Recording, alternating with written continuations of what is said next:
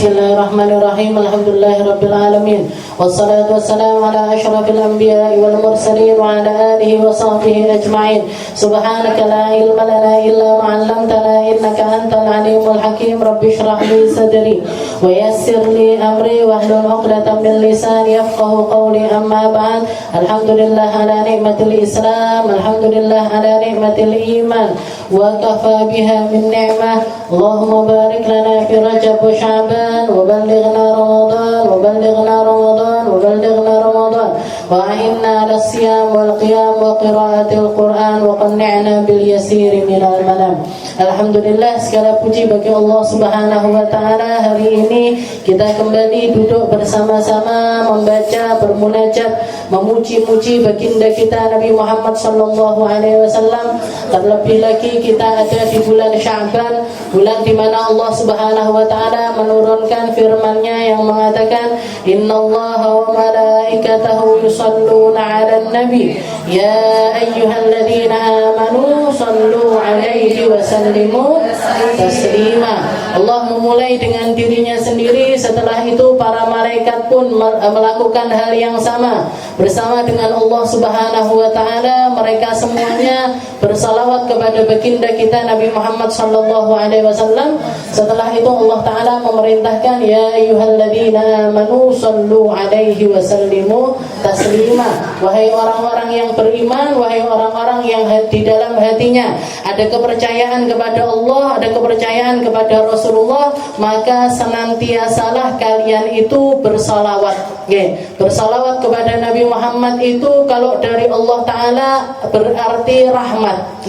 Jadi Allah taala bersalawat kepada Nabi berarti Allah taala merahmati Nabi Muhammad sallallahu alaihi wasallam. Kalau para malaikat bersalawat kepada Nabi itu berarti para malaikat pun mendoakan Nabi Muhammad sallallahu alaihi wasallam. Sedangkan kalau untuk hamba, salawat itu fungsinya bagi kita semuanya. Kalau misalkan kita berdosa, maka sebagai bentuk Allah taala mengampuni dosa-dosa kita. Jadi salawat itu bisa jadi istighfar, bisa jadi bentuk permintaan ampun kita kepada Allah Subhanahu wa taala. Bisa juga menjadi sebuah perhiasan, bisa juga menjadi sebuah perhiasan bagi diri kita.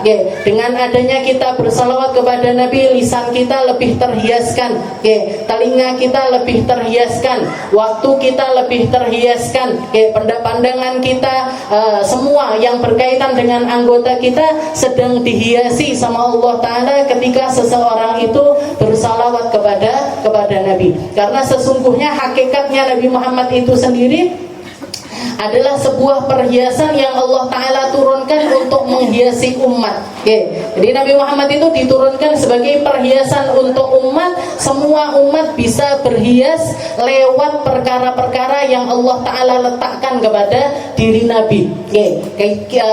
Kalau misalkan kita pengen punya lisan yang terindah, ikuti lisannya Nabi. Kalau kita pengen punya waktu terindah, maka isi waktu kita dengan apa yang disibukkan sama Nabi. Kalau kita pengen punya pikiran terindah, maka kita sadur, kita ambil cara Nabi Muhammad sallallahu alaihi wasallam di dalam berpikir. Dan semuanya, semua hal yang berkaitan dengan Nabi itu semuanya akan membersihkan kita, mengindahkan kita, membuat kita menjadi hamba-hamba yang mulia dengan kemuliaan yang hakiki. Kemuliaan yang sebenar-benarnya kemuliaan. Kalau indah-indah yang kita lihat zaman sekarang itu semuanya cuman fata morgana aja. Semuanya semu, semuanya akan hilang, semuanya akan habis. Tapi kalau misalkan kita sadurkan itu semuanya, kita sambungkan itu semuanya dengan Nabi Muhammad sallallahu alaihi wasallam, kita itu semuanya bukan hanya menghiasi kita di dunia, tapi sampai ke akhiratnya Allah Subhanahu wa taala. Akhiratnya Allah taala. Jadi makanya Nabi Muhammad itu dibikin sama Allah taala seindah-indah bentuk, seindah-indah akhlak, seindah-indah suara, seindah-indah cara cara pandang, semuanya nempel pada diri Nabi agar kita semuanya bisa ngambil dari Rasulullah Shallallahu Alaihi Wasallam. Tadi di dalam qasidah Burdah juga dikatakan wa kulluhum mir rasulillahi multamisun gharfam minal bahri aw rashfam minad diyami. Sesungguhnya semua makhluk itu ngambil multamis, ngambil barokah, ngambil lamat-lamat berapa yang ingin dia ambil. Ada orang-orang yang ngambil sampai berlaut-lautan, ngambil ilmunya Nabi semacam lautan, ngambil cintanya Nabi semacam lautan, ngambil khusyuknya Nabi semacam lautan, ngambil cara Nabi Muhammad di dalam mengelola emosi semacam lautan, sehingga mereka menjadi orang-orang yang berlautkan dengan keindahan. Aurashfam minad diyami, atau beberapa orang ngambil sepercik, belajar nyari tahu, ngambil dari Nabi, tapi ngambilnya titik-titik.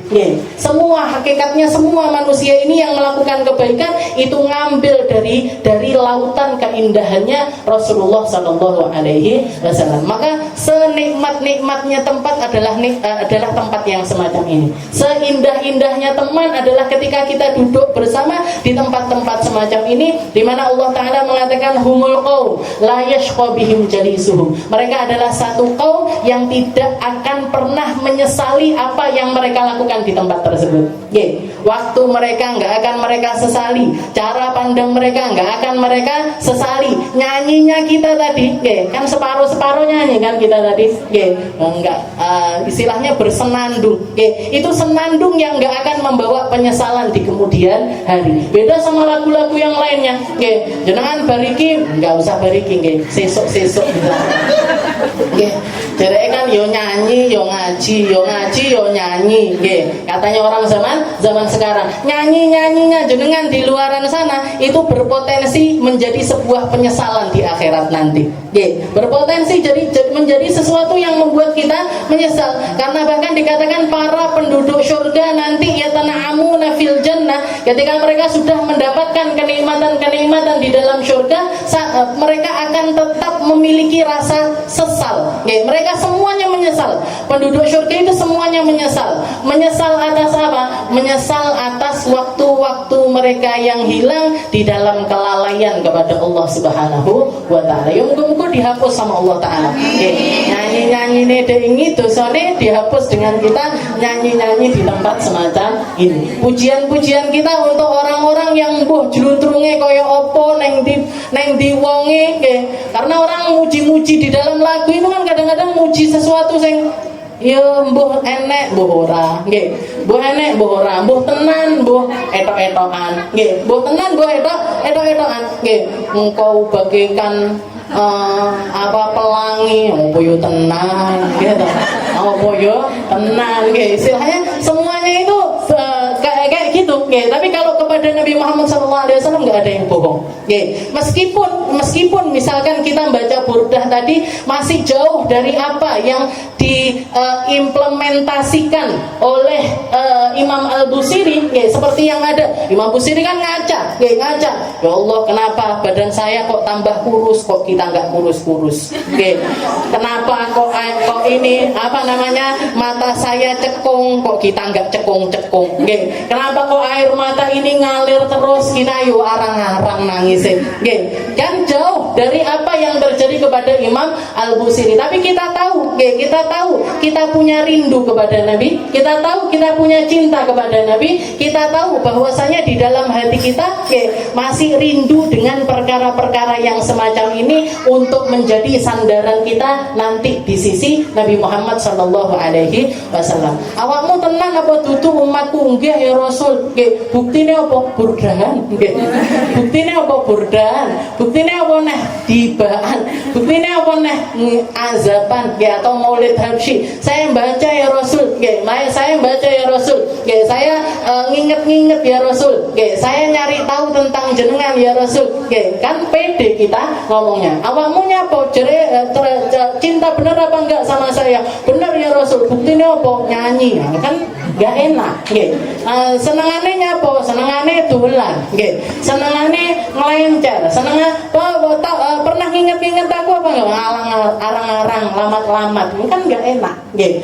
Makanya tempat-tempat semacam ini adalah tempat-tempat yang semoga menjadi sebenar-benarnya persaksian kita di hadapan Allah Subhanahu wa taala dan sebenar-benarnya persaksian kita di hadapan Nabi Muhammad sallallahu alaihi wasallam. Kita lanjutkan pembahasan kita. Oke, tadi sempat bingung mau baca syarahnya Burdah apa melanjutkan syama'ilnya Rasul. Oke, karena ini pertemuan terakhirnya kita sebelum masuk bulan Ramadan. Oke, sebelum masuk bulan Ramadan ini penutupan. Oke. Kenapa Ustazah kan masih ada 3 Rabu? Mohon maaf. Oke. Jangan tahu sendiri Ustazahnya nyambi bakulan. Ustazahnya nyambi bakulan. Ini yang saudara-saudara yang sudah kebelet kulaan ya, awakmu kapan nutup majelis? Selak kulaan kurmo.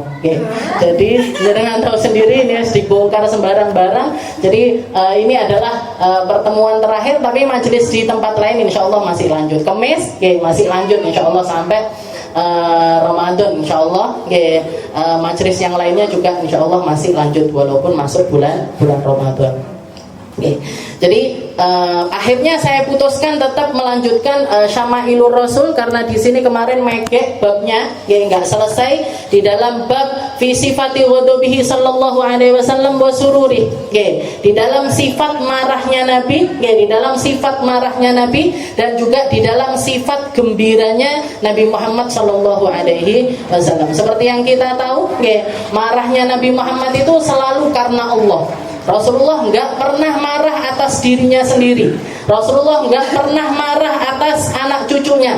Rasulullah nggak pernah marah kalau itu nyangkut hartanya, nyangkut harga dirinya, nyangkut perkara yang tentang pribadinya beliau nggak pernah marah. Tapi marahnya Nabi selalu karena Allah Subhanahu wa taala.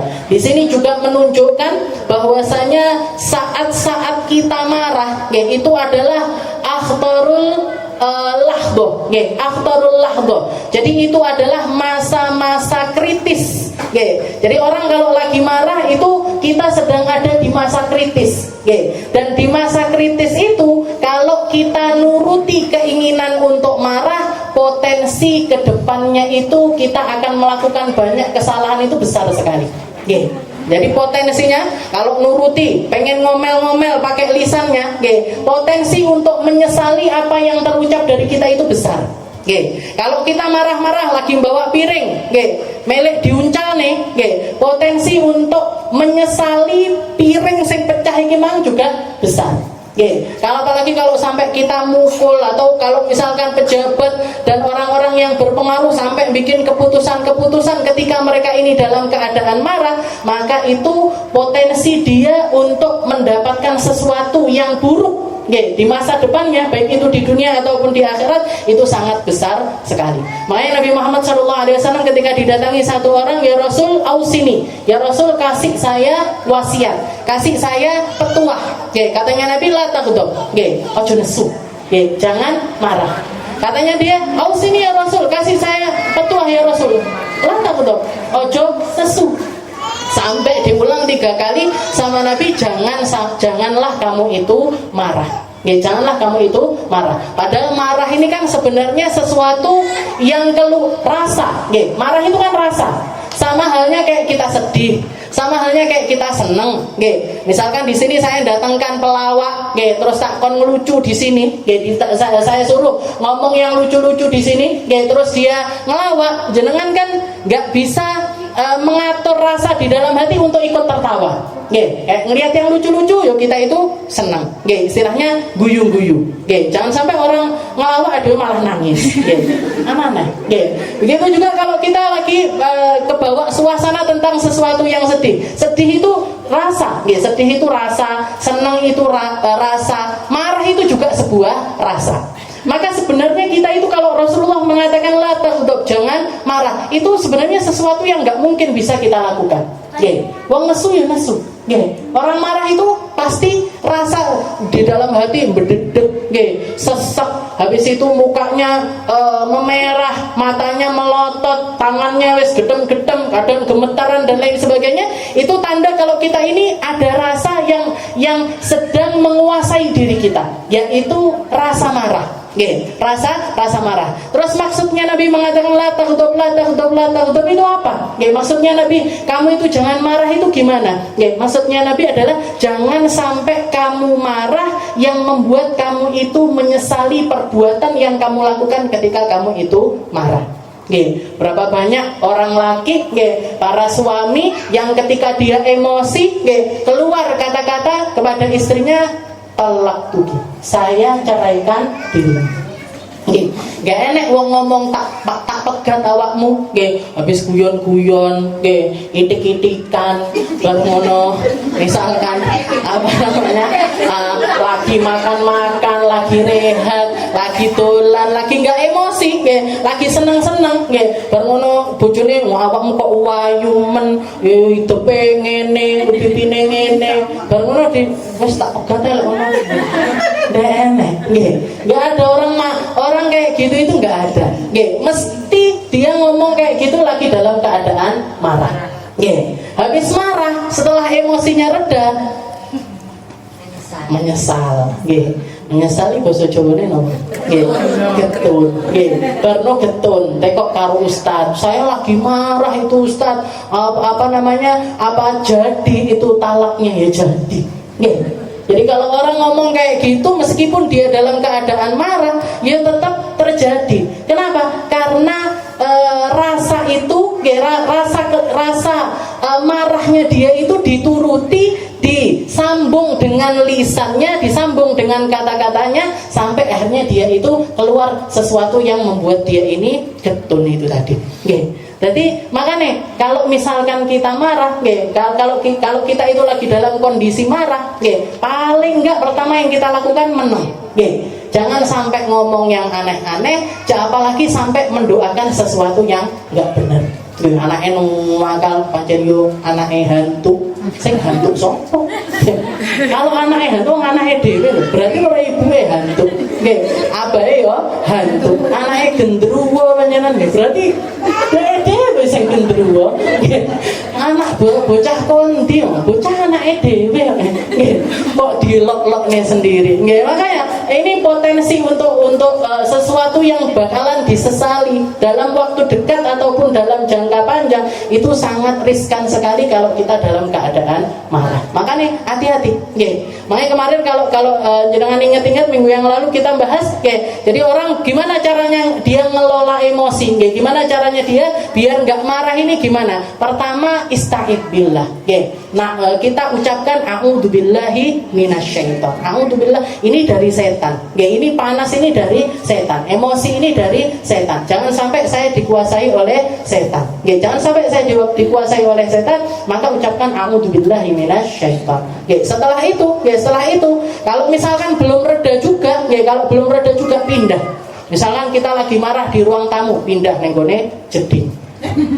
Pindah, udah mau jeding. Nah, kalau lagi marahnya di kamar mandi, metu ke kamar mandi. Marahnya lagi di pasar, pulang. Lagi marahnya lagi di rumah, mau pasar. Pokoknya pindah di sini. Caranya biar marah itu tadi hilang dulu. Kalau misalkan kita nggak mau pindah, ya sudah. Kalau marahnya berdiri, duduk. Kalau marahnya lagi duduk, geletak. Mesti mari menggeletak.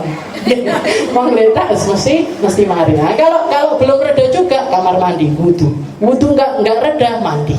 Nah, itu ajarannya Nabi Muhammad SAW. Dan semua orang-orang saleh itu berusaha. Orang-orang baik itu selalu gimana caranya biar rasa marah ini nggak membuat saya itu menyesal. Para muluk, para raja-raja di zaman asrafun as-solihin, banyak di antara mereka itu pesan sama bawahan-bawahannya. Karena pejabat itu potensi marahnya lebih besar lagi. Orang kaya potensi marahnya lebih besar. Kenapa? Yang mau dimarahin banyak soalnya. Orang kaya itu yang mau dimarahin banyak, karyawane iso diseneni, kowe ngene. Bapak itu bisa banyak bisa marah, istrinya, ke anak-anaknya. Ibu juga potensi marah ke anak-anak. anak-anaknya. Jadi orang-orang yang memiliki kekuasaan lebih-lebih lagi. Orang-orang soleh, raja-raja yang soleh di zaman dahulu itu, kalau banyak di antara mereka yang pesan sama wazirnya, pesan sama menteri-menterinya, pesan sama bawahan-bawahannya. Mereka bikin surat, ditulis sendiri di dalam suratnya. Mereka mengatakan wailun li hakimil ard min hakimis sama. Udhkurni haitsu taghdab adhkurka haitsu aghdab. Mereka nulis di dalam kertas, dibagikan kepada bawahan-bawahannya. Nah, terus setelah itu berpesan, nanti kalau aku marah kasihkan aku kertas ini tadi. Biar tak baca, biar aku ingat lagi. Kalimatnya wailun li hakimil ard. Celaka bagi para hakim di atas muka bumi ini. Celaka bagi para penguasa yang dikasih kekuasaan di atas muka bumi ini, min hakimis sama. Dari padahal dia memiliki hakim tertinggi, yaitu Allah Subhanahu wa ta'ala. Padahal dia memiliki hakim tertinggi, yaitu Allah Subhanahu wa ta'ala. Udhkurni haitsu taghdab. Ingatkan aku ketika kamu itu marah, maka aku akan mengingat kamu ketika aku marah. Maksudnya seperti ini.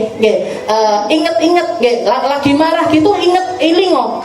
Ilingo kalau kamu itu punya Gusti Allah. Ingatlah kamu kepada Allah Subhanahu wa ta'ala ketika kamu marah, maka Allah ta'ala akan mengingat kamu ketika Allah ta'ala marah. Maka Allah ta'ala akan mengingat kamu ketika Allah ta'ala marah. Kapan Allah ta'ala marah? Hari kiamat. Jadi di hari kiamat nanti Allah ta'ala akan mengingat orang-orang yang ketika mereka marah ingat kepada Allah Subhanahu wa ta'ala. Jadi itu untuk pengingat diri. Atau semacam Khalifah Amirul Mukminin Umar bin Abdul Aziz. Sayyidina Umar bin Abdul Aziz itu salah satu khalifah yang terkenal dengan kesalehannya, yang terkenal dengan kebaikannya, yang terkenal dengan keadilannya. Beliau itu ngomong sama bawahannya, sama sekretarisnya, kalau misalkan saya marah, gocek ono kelambiku. Gocek ono kelambiku. Setelah itu katakan, ya Ibnu Abdul Aziz, wahai putranya Abdul Aziz, ittaqillah, bertakwalah kamu kepada Allah Subhanahu wa ta'ala, fa innaka satamut, karena kamu bentar lagi mati. Nanti wong lestu delengne mati mesti ilang mesune. Kalau orang yang sadar tentang kebenaran dirinya untuk di dalam kehidupan ini, dieling nih bakalan mati, pasti dia bakalan ingat kepada, istilahnya bertakwalah kamu kepada Allah Ta'ala, jangan kamu melakukan perkara-perkara yang akan kamu sesali setelah kamu itu meninggal dunia. Jadi saat-saat marah itu kudu enek. Pegangannya kita itu harus ada. A'udzubillahi minasyaiton. Biar apa? Biar nggak keluar kata-kata yang nggak benar. Biar nggak sampai melakukan perkara-perkara yang dimurkai sama Allah Subhanahu wa ta'ala. Dan itu ciri fisik, ciri dari marahnya Nabi Muhammad SAW. Jadi Nabi Muhammad itu nggak pernah marah untuk dirinya, marahnya hanya kepada. Kenapa kok marah kepada? Istilahnya marah karena haknya Allah Ta'ala istilahnya ada perkara-perkara yang menjadi aturannya Allah Ta'ala diinjak-injak, marah itu malah justru diperbolehkan. Karena marah karena Allah gak akan bikin kita menyesal. Marah karena Allah Ta'ala gak akan bikin kita menyesal. Anak-anak kita misalkan diomongi di kongkon sholat tangel, setelah itu kita marah, misal sampai digebuk misalkan, itu gebukin jenengan ke anak-anak gak bikin menyesal. Nggak bikin menyesal. Di dunia nggak bikin menyesal, di akhirat juga nggak bikin menyesal. Kenapa? Karena kalau nggak kita didik mulai mereka ini masih kecil, kok tambah gede tambah angel di benak nih. Nanti tambah besar mereka tambah sulit. Disuruh sholat tambah sulit, disuruh puasa tambah sulit. Jadi anak yang dididik itu mendingan kita didik mereka ketika kecil, mendingan daripada kita didik mereka setelah mereka ini dewasa.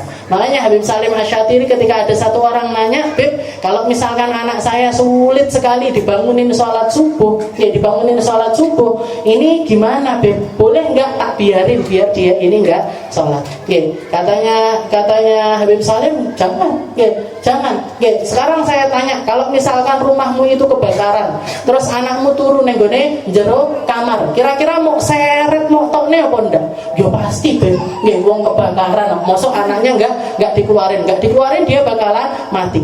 Katanya Habib Salim, begitu juga kalau kamu biarin anakmu nggak sholat, itu sama aja kamu membiarkan dia untuk masuk ke dalam nerakanya Allah Subhanahu wa ta'ala. Maka seret dia, gimana caranya biar dia ini melaksanakan sholat, gimana caranya biar dia ini istiqomah melaksanakan sholat. Seret, dikerucuk, perlu dikerucuk. Kalau perlu diciprati air, pokoknya ben sholat. Karena kalau enggak seperti itu, ya kita akan menyesal di sisi Allah Subhanahu wa ta'ala. Setelah itu dikatakan karena sallallahu alaihi wasallam idza kariha syai'an urifa dzalika fi wajhi. Seperti yang kita tahu, Nabi Muhammad itu marahnya nampak, marahnya kelihatan sekali, gembiranya juga kelihatan sekali. Wa amma sururu sallallahu alaihi wasallam. Sekarang kita masuk ke bab yang bahas tentang sururuhu atau kegembiraannya Nabi. Faqad kana sallallahu alaihi wasallam idza surra istanara wajhu ka'annahu al-qamar. Nabi Muhammad itu kalau udah gembira, kalau senang sama sesuatu, kelihatan wajahnya ini bercahaya laksana rembulan. Jadi menceronong, berseri-seri, itu kelihatan. Ini nunjukkan kalau Nabi Muhammad ini lagi senang. Nabi Muhammad lagi senang. Seperti yang dikatakan sama para sahabat, Rasulullah itu kalau sudah malam-malam Ramadan, terutamanya kalau beliau ini malamnya itu setoran hafalan sama malaikat Jibril. Jadi malamnya Rasulullah itu setoran hafalan setiap masuk bulan Ramadan, itu setoran kepada malaikat Jibril tentang hafalan Al-Quran yang sudah beliau hafalkan. Nanti kalau misalkan hari-hari di mana malamnya itu Nabi Muhammad ketemu sama malaikat Jibril setoran, katanya para sahabat, paginya itu ka'annahu karihil mursalah. Rasulullah itu lebih menyejukkan dibandingkan angin sepoi-sepoi. Saking nikmatnya dekat sama Nabi ketika hari-hari semacam itu. Dan kalau ada orang deketi Nabi di saat-saat semacam itu, Rasulullah akan memberikan sesuatu. Orang kalau lagi seneng, lagi bunga kan biasanya weh. Kalau orang punya biasanya ngasih sesuatu, ngasih duit, ngasih hadiah, ngasih apa. Kalau misalkan kejadian di saat-saat semacam itu, Rasulullah bisa memberikan sesuatu yang nggak masuk akal. Rasulullah akan sedekah sama orang sampai ke tingkat sesuatu yang nggak masuk akal, orang bisa sedekah semacam itu. Sak jaluke uang, sak mintanya orang apa dikasih sama Nabi. Ada satu orang datang ketika nepati waktu yang semacam itu, setelah itu dia bersyahadat lagi. Ya Rasul, saya mau bersyahadat. Saya mau bersyahadat pas waktu semacam itu. Setelah bersyahadat, katanya Nabi, tak hadiahi kamu. Apa ya Rasul? Itu saya punya kambing. Di mana ya Rasul? Di sana, di bawah bukit. Di bawah bukit. Berapa ya Rasul? Semuanya tak kasih. Semuanya tak kasih. Diparani tempat itu tadi yang ditunjuk sama Nabi, tempat kambingnya Nabi. Faidal ghanam, ternyata di situ ada kambing yang memenuhi kaki bukit. Jadi enggak siji loro ewon. Ribuan kambing yang sampai bawahnya bukit itu penuh sama kambing itu tadi, dikasihkan sama Nabi kepada satu orang. Sampai orangnya saking gembiranya, bayangkan, langsung jadi miliarder. Dulu nggak punya apa-apa, langsung dapat kambing segitu banyaknya. Pulang ke negerinya, pulang ke desanya. Setelah itu dia mengatakan, ya ma'syaran nas, wahai orang-orang semuanya, aslimu, melbuai Islam kabeh. Fa inna Muhammad qad tasaddaq, karena Muhammad telah bersedekah dengan sedekah yang enggak mungkin ada manusia mampu menyedekahkan hal semacam itu. Enggak mungkin ada orang sak dermawannya orang ngasih sampai semacam itu enggak ada. Cuman Rasulullah Shallallahu Alaihi Wasallam. Ini kejadiannya ketika itu. Malamnya Rasulullah setoran hafalan pas. Istilahnya momennya pas klik banget. Akhirnya terjadilah hal yang semacam. Jadi nampak istana wajhuka annahul qamar. Wajahnya Nabi bersinar sekali semacam rembulan. Wa kana sallallahu alaihi wasallam idza surra fa ka'annahu wajhul mir'ah. Mukanya Nabi kalau sudah lagi seneng kayak gitu, sudah seperti orang kayak kaca. Minggu lalu kita juga sudah bahas, sudah semacam kaca. Wa kana judur yura syakhsuha fi. Bahkan kalau misalkan kita ngelihat wajahnya Nabi ketika beliau lagi gembira kayak gitu, ini bayang-bayangnya tembok itu kelihatan di wajahnya Nabi. Saking sofinya, saking jernihnya wajahnya Nabi Muhammad ketika beliau itu dalam keadaan gembira. Dan Rasulullah ditemukan berkali-kali gembira. Rasulullah itu memang naik turun hidupnya. Yo enek senenge, yo enek sedih. Banyakan sedihnya tapi. Banyakan sedihnya. Tapi meskipun beliau banyak sedihnya semacam itu, alasan untuk seneng itu tetap ada. Alasan untuk beliau senang itu tetap ada. Gak kayak orang yang istilahnya orang yang nganggep hidupnya ini merana, orang yang nganggep hidupnya ini penuh cobaan, penuh ujian. Misalkan dikasih sakit sama Allah Ta'ala, atau dicoba diambil pasangan hidupnya, atau diambil anaknya, diambil orang tuanya. Banyak diantara mereka itu yang sampai ke titik kayak saya ini gak nemukan kesenangan lagi di dunia. Kayak nggak nemukan kesenangan lagi di dunia. Itu sebabnya apa? Sebabnya dia terlalu mencintai apa yang dia miliki tersebut. Padahal semua yang kita miliki pasti bakalan diambil sama Allah Ta'ala. Sedangkan Nabi Muhammad, semua perkara yang ada di dunia ini nggak ada nilainya.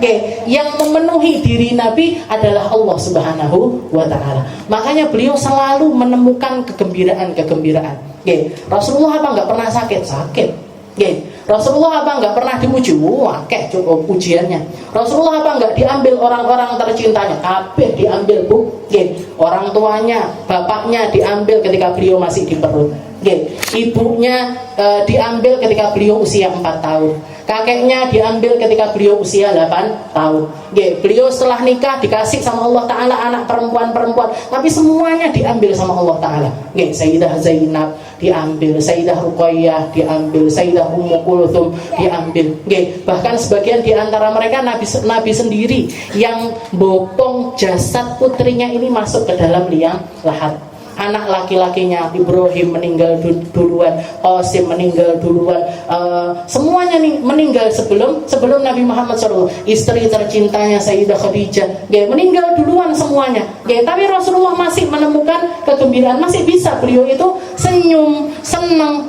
Rasulullah beberapa kali gembira ketika mendengar kabarnya orang yang masuk ke dalam agama Islam. Ada anak kecil. Setiap kali Rasulullah pergi ke Kuba, jadi Rasulullah itu setiap hari Jumat itu sering berangkat ke Masjid Kuba namanya. Di Masjid Kuba itu ada anaknya orang Yahudi yang seneng banget khidmah sama Nabi. Rasulullah datang gitu dempel terus. Nanti Rasulullah perlu air dia yang ngambilkan, Rasulullah perlu makan dia yang ladeni. Pokoknya laden banget sama Nabi. Ketika Rasulullah ngomong, "Nak, masuk Islam." Kamu itu masuklah ke dalam agama Islam. Katanya anak kecil Yahudi ini, "Tapi bapakku, saya takut nyakiti ibuku, saya takut nyakiti bapakku. Kalau saya pengen masuk Islam ya Rasul, tapi orang tua saya nanti gimana? Bapak ibu saya nanti gimana? Nanti ketemu lagi sama Rasul suruh masuk Islam, nanti saya ya Rasul, pokoknya ibu saya, pokoknya bapak saya," seperti itu.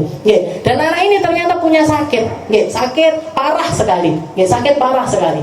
Sampai akhirnya ketika Rasulullah mengunjungi dia, dan dia dalam keadaan sakit yang kayaknya harapan hidupnya itu sudah kecil sekali, maka Rasulullah sendiri yang pamit sama orang tuanya, biarkan dia yantiq bisyahadah, biarkan dia mengucapkan 2 kalimat syahadat. Ketika begitu bapak ibunya melihat ketulusannya Rasulullah, mereka mengatakan, "Ya udah, nak, masuk ke Islam. Kamu masuklah kamu ke dalam agama Islam." Akhirnya dia syahadat, asyhadu an la ilaha illallah wa asyhadu anna Muhammadar Rasulullah. Maka Rasulullah senang sekali, gembira sekali. Setelah itu beliau mengatakan, "Alhamdulillahilladzi angqadani angqadabi maha suci engkau ya Allah yang telah menyelamatkan satu jiwa yang harusnya masuk neraka akhirnya masuk ke dalam surga." itu senangnya Rasulullah luar biasa. Ya, senang kelihatan sekali bahwa wajahnya Nabi ini gembira sekali. Ya, begitu juga ketika beliau didatangi, jadi istilahnya senangnya Nabi itu ketika orang-orang masuk ke dalam agama Islam itu senangnya Nabi Muhammad luar biasa. Ya, ataupun orang-orang yang kembali, ya, lama nggak ketemu kembali lagi, semacam Sayyidina Ja'far At-Tayyar. Ya, Sayyidina Ja'far itu kan pisah sama Nabi sekitar 10 tahunan. Ya, 10 tahunan pisah sama Nabi, yang dulunya di Mekah ini deket sekali, pindah ke Habasyah, sampai Rasulullah pindah ke Madinah, baru dia nyusul hijrah ke Madinah. Dan itu nepati ketika Rasulullah baru saja memenangkan peperangan Khaybar. Perang Khaybar itu perang yang dramatis, Bu. Karena perkampungan Yahudi Khaybar itu terdiri dari lapisan-lapisan benteng. Dan setiap lapisnya itu perjuangannya Nabi untuk naklukkan itu luar biasa. Sampai tersisa dua benteng besar.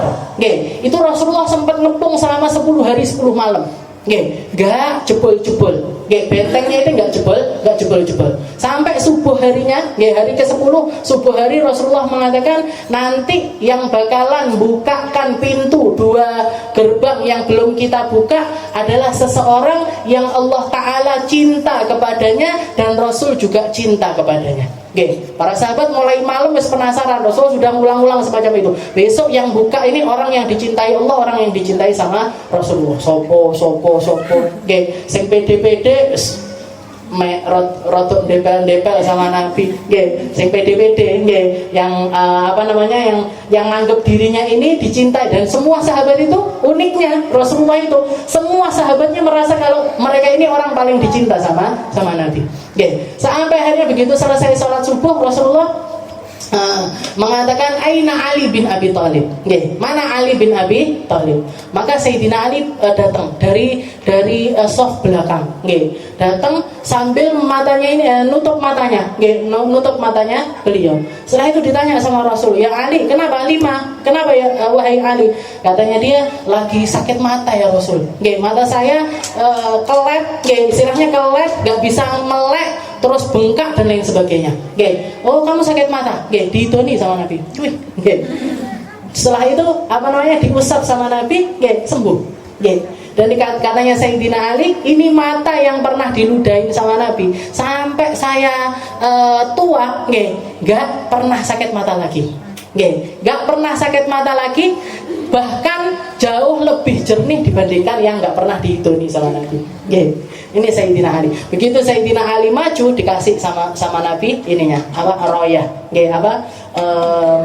bendera perangnya. Nah, di situ Sayyidina Ali yang buka 2 gerbang terakhir dari perang Khaybar. Jadi perang yang sangat luar biasa, sulit dan menyulitkan. Itu ketika selesai perang Khaybar, perang Khaybar udah selesai, Rasulullah lagi duduk di dalam khaimahnya, di dalam kemah tendanya beliau, dan waktu itu dikatakan Rasulullah rada ote-ote, jadi baju bagian atasnya itu belum sempat dipakai. Sayyidina Ja'far datang. Sayyidina Ja'far ini kakaknya Sayyidina Ali. Itu Rasulullah gembira, langsung berdiri dipeluk Sayyidina Ja'far. Setelah itu beliau mengatakan la adri bi ayyihima afrah. Saya enggak ngerti, saya ini senang karena apa? Bi fathi Khaybar am bi qudumi Ja'far. Gara-gara saya menang perang Khaybar atau karena datangnya Ja'far bin Abi Thalib.